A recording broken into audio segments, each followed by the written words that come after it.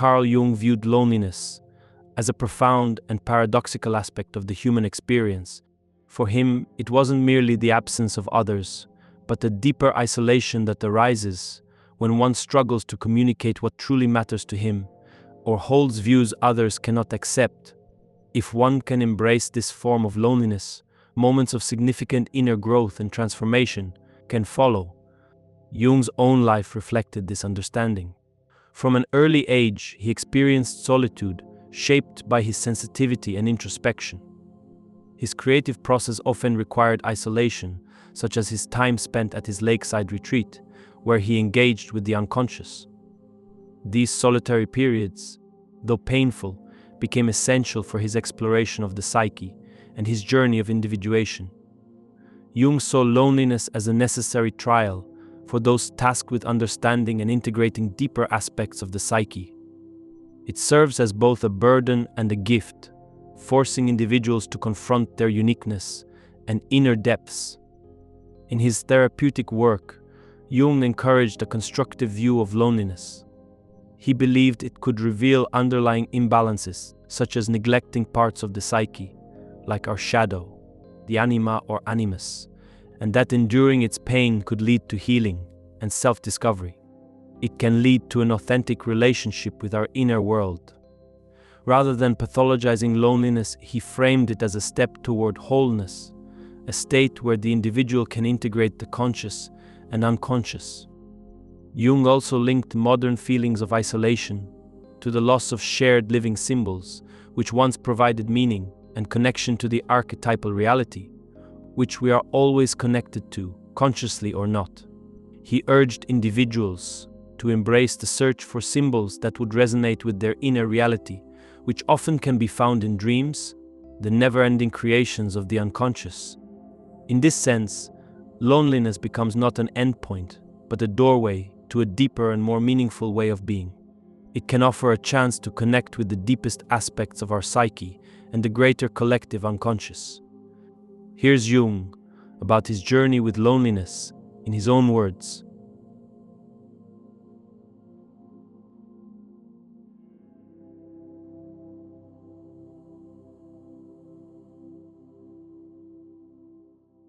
The difference between most people and myself is that for me, the dividing walls are transparent.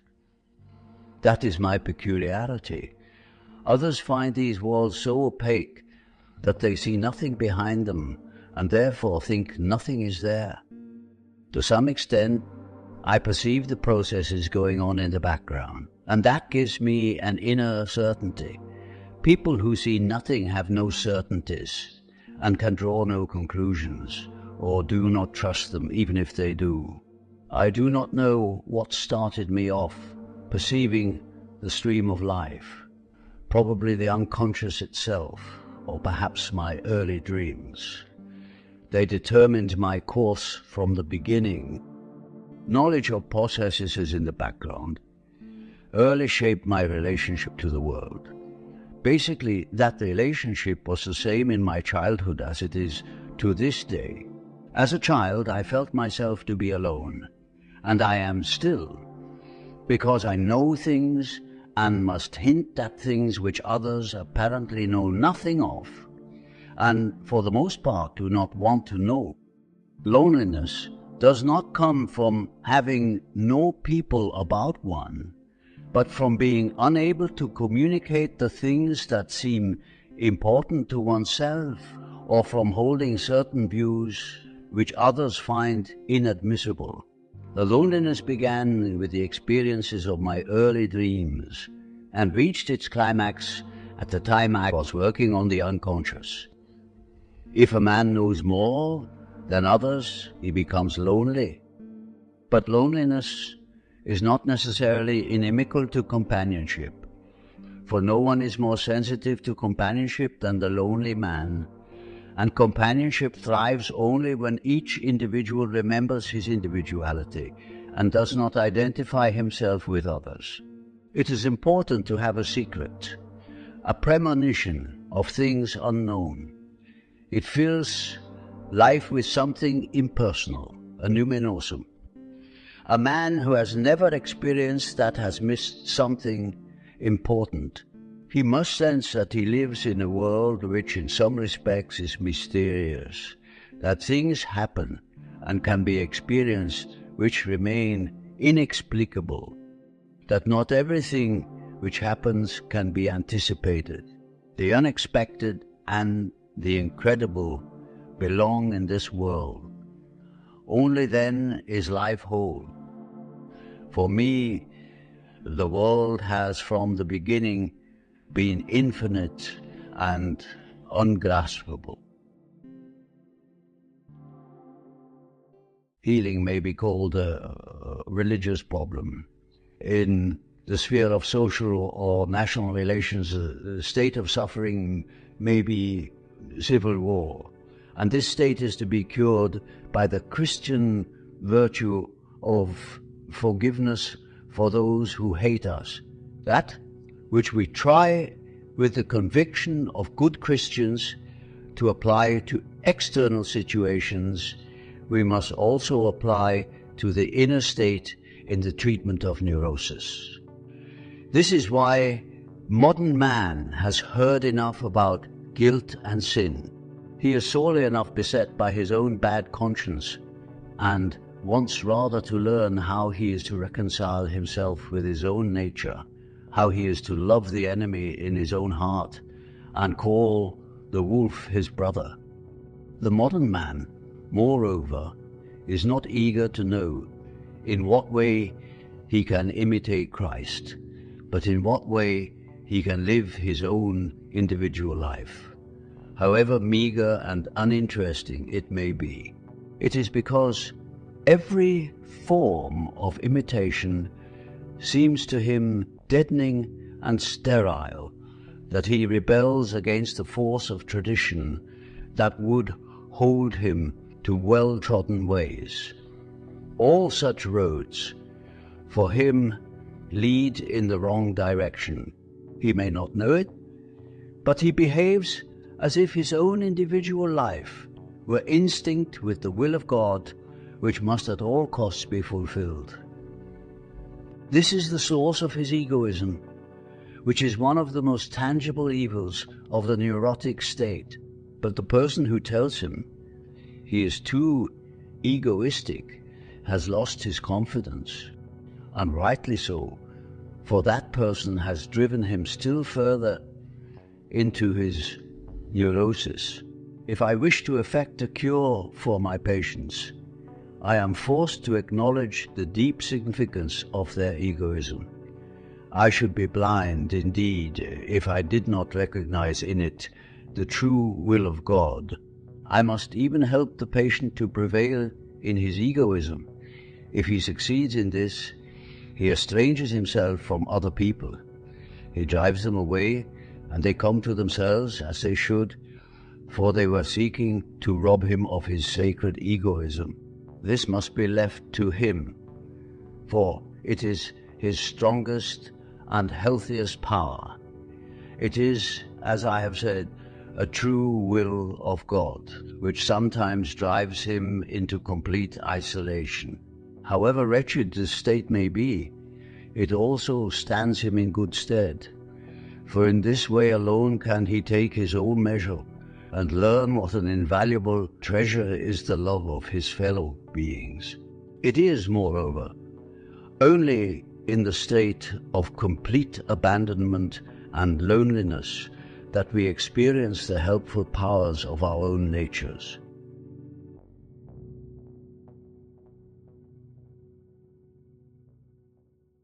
The consequence of my resolve and my involvement with things which neither I nor anyone else could understand was an extreme loneliness.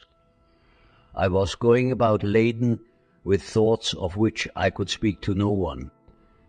They would only have been misunderstood. I felt the gulf between the external world and the interior world of images in its most painful form. I could not yet see that interaction of both worlds which I now understand. I saw only an irreconcilable contradiction between inner and outer, However, it was clear to me from the start that I could find contact with the outer world and with people only if I succeeded in showing, and this would demand the most intensive effort, that the contents of psychic experience are real, and real not only as my own personal experiences, but as collective experiences which others also have. Later, I tried to demonstrate this in my scientific work, and I did all in my power to convey to my intimates a new way of seeing things. I knew that if I did not succeed, I would be condemned to absolute isolation.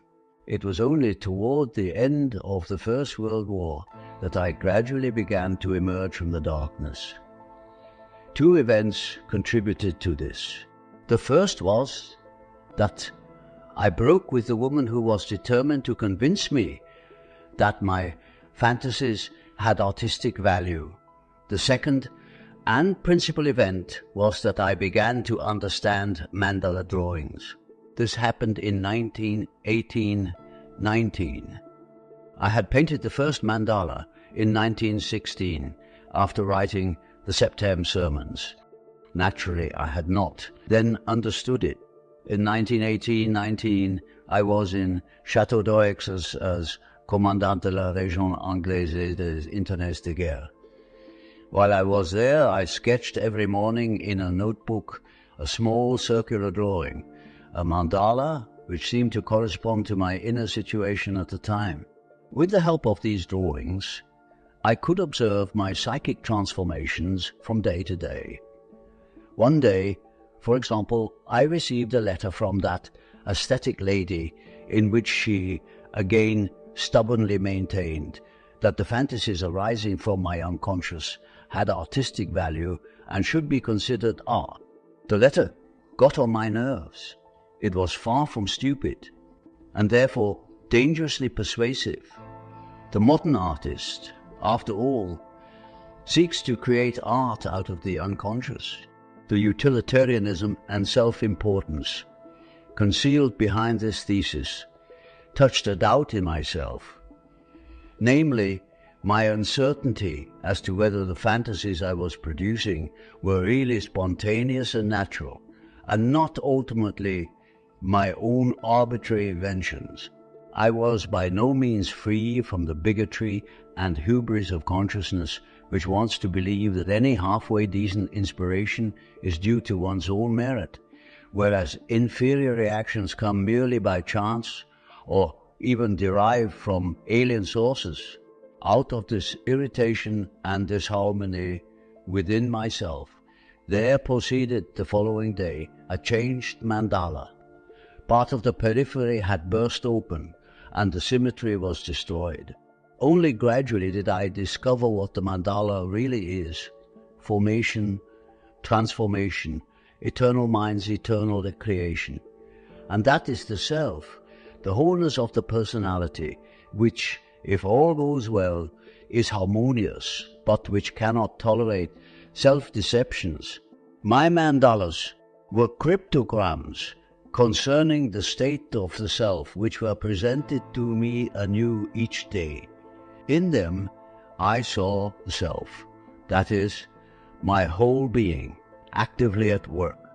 To be sure, at first I could only dimly understand them, but they seemed to me highly significant, and I guarded them like precious pearls. I had the distinct feeling that they were something central, and in time I acquired through them a living conception of the self. The self, I thought, was like the monad, which I am, and which is my world. The mandala represents this monad and corresponds to the microcosmic nature of the psyche. I no longer know how many mandalas I drew at this time. There were a great many. While I was working on them, the question arose repeatedly: what is this process leading to? Where is its goal? From my own experience, I knew by now that I could not presume to choose a goal which would seem trustworthy to me. It had been proved to me that I had to abandon the idea of the superordinate position of the ego. After all, I had been brought up short when I had attempted to maintain it. I had wanted to go on with the scientific analysis of myths which I had begun in Symbols of Transformation. That was still my goal, but I must not think of that. I was being compelled to go through this process of the unconscious. I had to let myself be carried along by the current, without the notion of where it would lead me. When I began drawing the mandalas, however, I saw that everything, all the paths I had been following, all the steps I had taken were leading back to a single point, namely to the midpoint. It became increasingly plain to me that the mandala is the center. It is the exponent of all paths. It is the path to the center, to individuation. During those years, between 1918 and 1920, I began to understand that the goal of psychic development is the self. There is no linear evolution. There is only a circumambulation of the self. Uniform development exists, at most, only at the beginning. Later, everything points toward the center.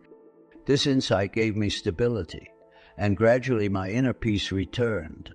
I knew that in finding the mandala as an expression of the self, I had attained what was for me the ultimate.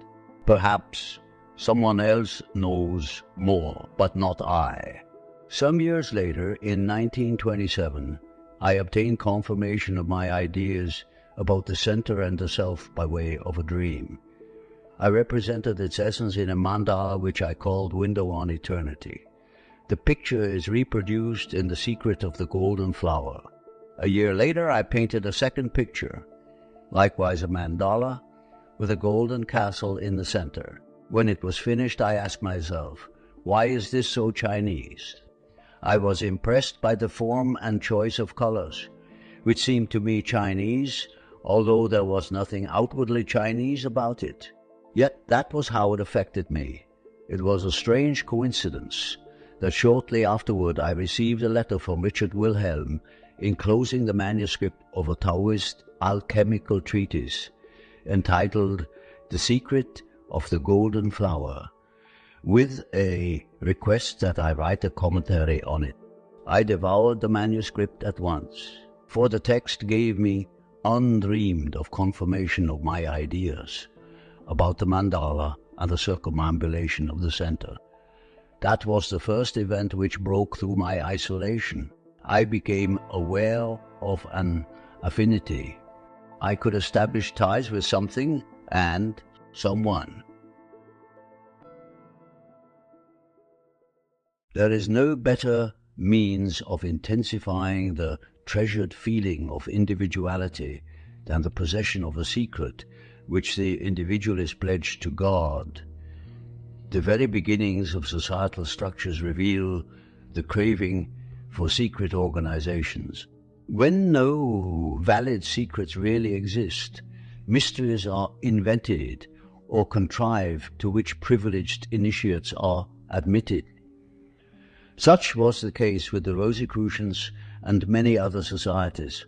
Among these pseudo-secrets, there are, ironically, real secrets of which the initiates are entirely unaware, as, for example, in those societies which borrowed their secret primarily from the alchemical tradition. The need for ostentatious secrecy is of vital importance on the primitive level, for the shared secret serves as a cement binding the tribe together. Secrets on the tribal level constitute a helpful compensation for lack of cohesion in the individual personality, which is constantly relapsing into the original unconscious identity with other members of the group. Attainment of the human goal, an individual who is conscious of his own peculiar nature, thus becomes a long, almost hopeless process of education. For even the individuals whose initiation into certain secrets has marked them out in some way are fundamentally obeying the laws of group identity, though in their case the group is a socially differentiated one. The secret society is an intermediary stage on the way to individuation. The individual is still relying on a collective organization to effect his differentiation for him. That is, he has not yet recognized that it is really the individual's task to differentiate himself from all the others and stand on his own feet. All collective identities, such as membership in organizations, supportive isms, and so on, interfere with the fulfillment of this task. Such collective identities are crutches for the lame, shields for the timid, beds for the lazy, nurseries for the irresponsible, but they are equally shelters for the poor and weak, a home port for the shipwrecked, the bosom of a family for orphans, a land of promise for disillusioned vagrants, a land of promise for disillusioned vagrants and weary pilgrims, a herd and a safe fold for lost sheep, and a mother providing nourishment and growth. Nevertheless, it may be that for sufficient reasons a man feels he must set out on his own feet along the road to wider realms. It may be that in all the garbs, shapes, forms, modes, and manners of life offered to him, he does not find what is peculiarly necessary for him. He will go alone and be his own company. He will serve as his own group, consisting of a variety of opinions and tendencies, which need not necessarily be marching in the same direction. In fact, he will be at odds with himself, and will find great difficulty in uniting his own multiplicity for purposes of common action. Even if he is outwardly protected by the social forms of the intermediary stage, he will have no defense against his inner multiplicity. The disunion within himself may cause him to give up, to lapse into identity with his surroundings, like the initiate of a secret society who has broken free from the undifferentiated collectivity. The individual on his lonely path needs a secret which, for various reasons, he may not or cannot reveal. Such a secret reinforces him in the isolation of his individual aims. A great many individuals cannot bear this isolation. They are the neurotics who necessarily play hide and seek with others as well as with themselves, without being able to take the game really seriously. As a rule, they end by surrendering their individual goal to their craving for collective conformity, a procedure which all the opinions, beliefs, and ideals of their environment encourage. Moreover, no rational arguments prevail against the environment. Only a secret which the individual cannot betray, one which he fears to give away or which he cannot formulate in words, and which therefore seems to belong to the category of crazy ideas, can prevent the otherwise inevitable retrogression. The need for such a secret is in many cases so compelling that the individual finds himself involved in ideas and actions for which he is no longer responsible. He is being motivated neither by caprice nor arrogance, but by a dira necessitas which he himself cannot comprehend. This necessity comes down upon him with savage faithfulness, and perhaps for the first time in his life demonstrates to him ad oculos the presence of something alien and more powerful than himself in his own most personal domain, where he thought himself the master. A vivid example is the story of Jacob, who wrestled with the angel and came away with a dislocated hip, but by his struggle prevented a murder. In those fortunate days, Jacob's story was believed without question. A contemporary Jacob telling such a tale would be treated to meaningful smiles. He would prefer not to speak of such matters, especially if he were inclined to have his private views about the nature of Yahweh's messenger. Thus, he would find himself willy-nilly in possession of a secret that could not be discussed and would become a deviant from the collectivity. Naturally, his mental reservation would ultimately come to light unless he succeeded in playing the hypocrite all his life. But anyone who attempts to do both, to adjust to his group and at the same time pursue his individual goal, becomes neurotic. Our modern Jacob would be concealing from himself the fact that the angel was after all the stronger of the two, as he certainly was, for no claims were ever made that the angel too came away with a limp.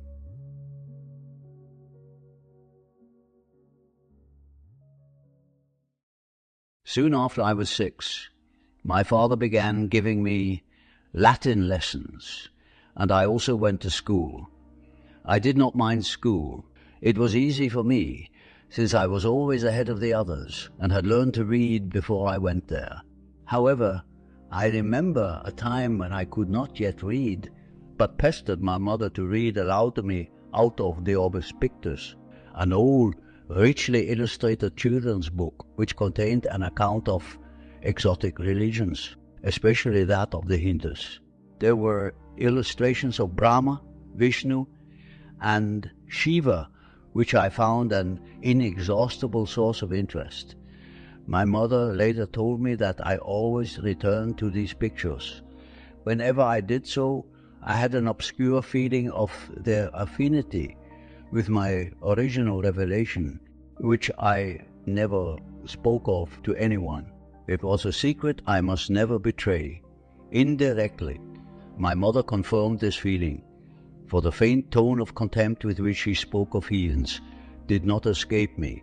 I knew that she would reject my revelation with horror, and I did not want to expose myself to any such injury. This unchildlike behavior was connected on the one hand with an intense sensitivity and vulnerability, on the other hand, and this especially, with the loneliness of my early youth. My sister was born 9 years after me. I played alone and in my own way. Unfortunately, I cannot remember what I played. I recall only that I did not want to be disturbed. I was deeply absorbed in my games and could not endure being watched or judged while I played them. My first concrete memory of games dates from my 7th or 8th year. I was passionately fond of playing with bricks and built towers which I then rapturously destroyed by an earthquake. Between my 8th and 11th years, I drew endlessly. Battle pictures, sieges, bombardments, naval engagements. Then I filled a whole exercise book with ink blots and amused myself giving them fantastic interpretations. One of my reasons for liking school was that there I found at last the playmates I had lacked for so long.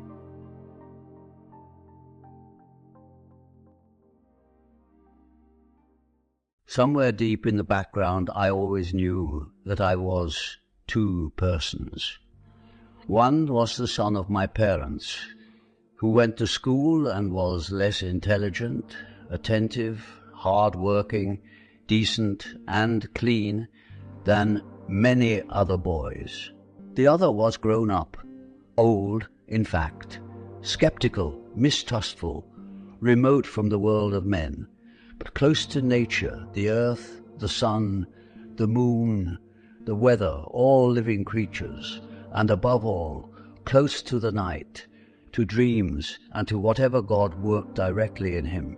I put God in quotation marks here, for nature seemed, like myself, to have been set aside by God as non-divine, although created by him as an expression of himself. Nothing could persuade me that in the image of God applied only to man. In fact, it seemed to me that the high mountains, The rivers, lakes, trees, flowers and animals far better exemplified the essence of God than men with their ridiculous clothes, their meanness, vanity, mendacity, and abhorrent egotism, all qualities with which I was only too familiar for myself. That is, from personality number one, the schoolboy of 1890. Besides his world, there existed another realm, like a temple in which anyone who entered was transformed and suddenly overpowered by a vision of the whole cosmos, so that he could only marvel and admire, forgetful of himself. Here lived the other, who knew God as a hidden, personal, and at the same time superpersonal secret. Here nothing separated man from God.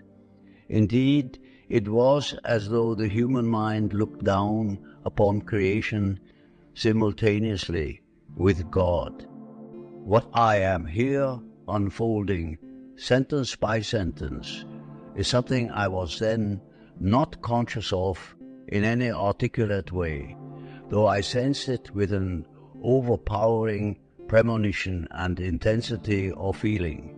At such times, I knew I was worthy of myself, that I was my true self. As soon as I was alone, I could pass over into this state. I therefore sought the peace and solitude of this other personality, number two, the play and counterplay between personalities number one and number two, which has run through my whole life, has nothing to do with a split or dissociation in the ordinary medical sense. On the contrary, it is played out in every individual. In my life, number two has been of prime importance, and I have always tried to make room for anything that wanted to come to me from within. He is a typical figure, but he is perceived only by the very few. Most people's conscious understanding is not sufficient to realize that he is also what they are.